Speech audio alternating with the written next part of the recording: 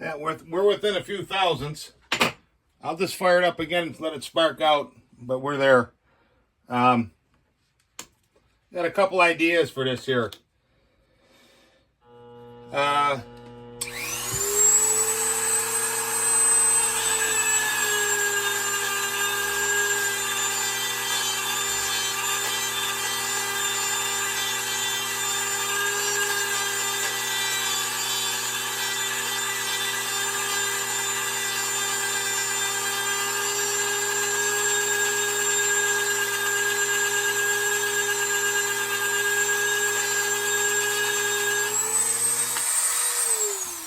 What had happened was the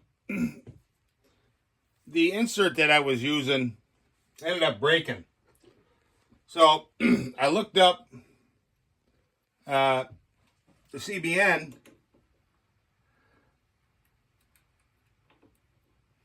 and it wanted about $50 for an insert. So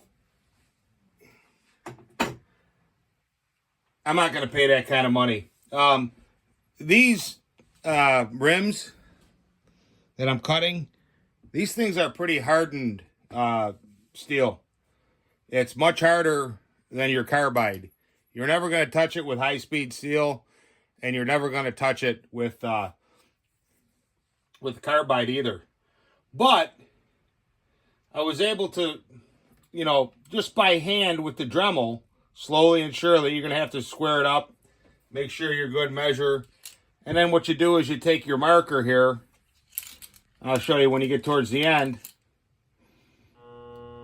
And you make sure that you're not in a spot where you're at an angle or tapered off or whatever.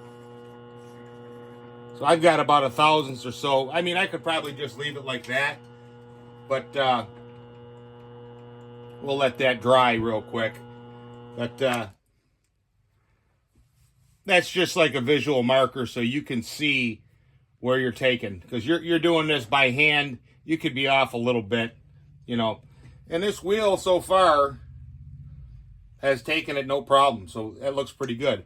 But what I was thinking of,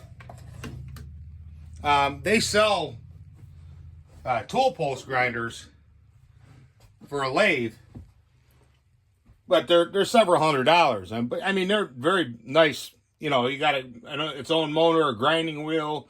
You can change. I mean, you can really do some nice OD grinding like this or ID grinding. But being a cheapskate that I am, and I'm watching these guys like Hey Chafe and Sawdust out there making their own parts. I said to myself, what about this idea?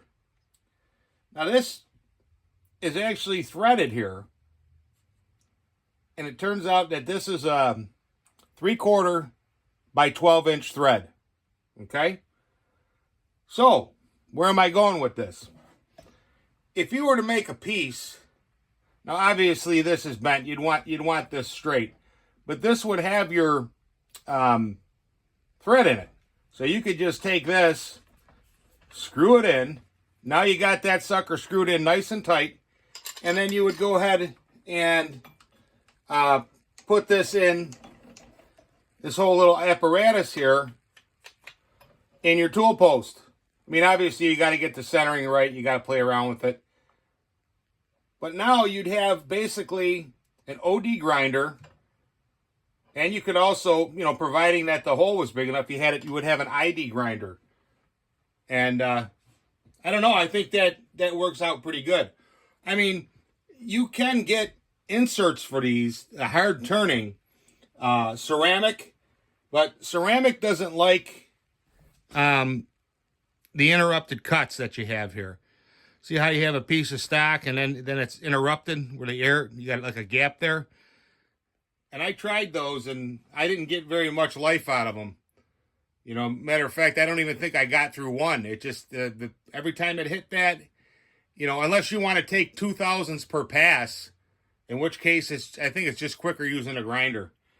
And the other the other tip that I had that ended up breaking, it only comes with one tip on it, or at least the ones I could get, and they're like $50 now.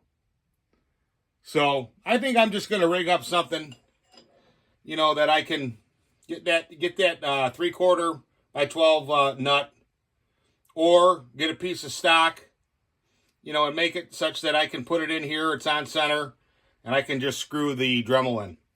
I think that might be the way to go because, you know, the price of these inserts is it's crazy. $50 for one tip, and what, maybe it lasts you one or two piece. And a lot of it, like I said, has to do with this interrupted cut. That's what kills you right there. But that's your drive. So, alrighty.